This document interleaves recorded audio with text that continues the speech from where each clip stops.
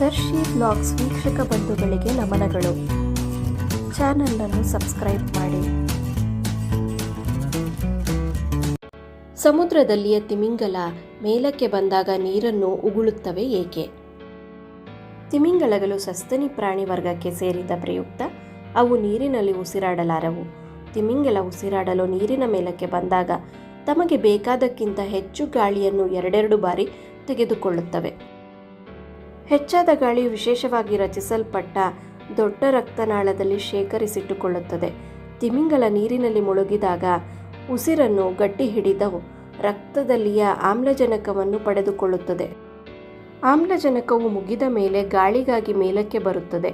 ಆಗ ತಿಮಿಂಗಲ ತನ್ನ ಮೂಗಿನ ಹೊಳ್ಳೆಯನ್ನು ಅರಳಿಸುತ್ತದೆ ಮತ್ತು ಹೆಚ್ಚಾದ ನಿರುಪಯುಕ್ತ ಗಾಳಿಯನ್ನು ಹೊರಹಾಕುತ್ತದೆ.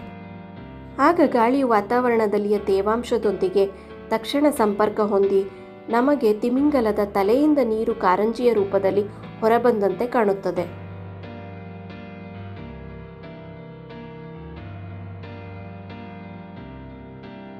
ಸಮುದ್ರದಲ್ಲಿಯ ಆಮೆ ಉಪ್ಪು ನೀರಿನಿಂದ ಶುದ್ಧ ನೀರನ್ನು ಹೇಗೆ ಪಡೆಯುತ್ತದೆ? ಸಮುದ್ರದಲ್ಲಿ ವಾಸಿಸಲು ಆಮೆಯು ಶುದ್ಧ ನೀರನ್ನು ಪಡೆಯಲು ತನ್ನದೇ ಆದ ಪದ್ಧತಿಯನ್ನು ಅನುಸರಿಸುತ್ತದೆ. ಆಮೆಯು ತನ್ನ ದೇಹದಲ್ಲಿ ಶುದ್ಧ ನೀರಿನ ಅಂಶ ಕಡಿಮೆಯಾದಾಗ ಸಮುದ್ರದ ನೀರನ್ನು ಗಬಗಬನೆ ಗುಟುಕರಿಸುತ್ತದೆ. ಹೀಗೆ ನುಂಗಿದ ನೀರಿನಲ್ಲಿ ಇರುವ ಹೆಚ್ಚಿನ ಉಪ್ಪಿನಂಶವು ಕಣ್ಣಿನ ಮೇಲುಗಡೆ ಇರುವ ಗ್ರಂಥಿಗಳಲ್ಲಿ ಸಂಗ್ರಹವಾಗುತ್ತದೆ. ಈ ಗ್ರಂಥಿಗಳು ಸಂಗ್ರಹಿಸಿದ ಉಪ್ಪಿನ ಸಂತೃಪ್ತ ದ್ರಾವಣದ ಕಣ್ಣೀರನ್ನು ಆಗಿಂದಾಗೆ ಸುರಿಸುವ ಮೂಲಕ ಹೊರಹಾಕುತ್ತದೆ. ಈ ರೀತಿಯಲ್ಲಿ ಸಮುದ್ರದ ಆಮೆಯು ಉಪ್ಪು ನೀರಿನಿಂದ ಸಿಹಿ ನೀರನ್ನು ಪಡೆದು ಸಮುದ್ರದಲ್ಲಿ ವಾಸಿಸುತ್ತದೆ.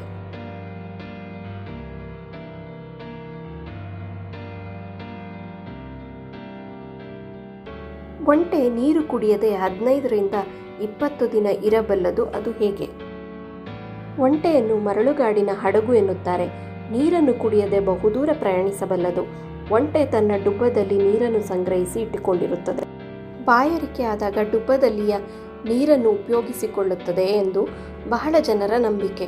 ಇದು ನಂಬಿಕೆ ಮಾತ್ರ. ಡುಬ್ಬದಲ್ಲಿ ನೀರು ಇರುವುದಿಲ್ಲ. ಡುಬ್ಬ ಕೊಬ್ಬಿನ ಸಂಗ್ರಹವಾಗಿದೆ.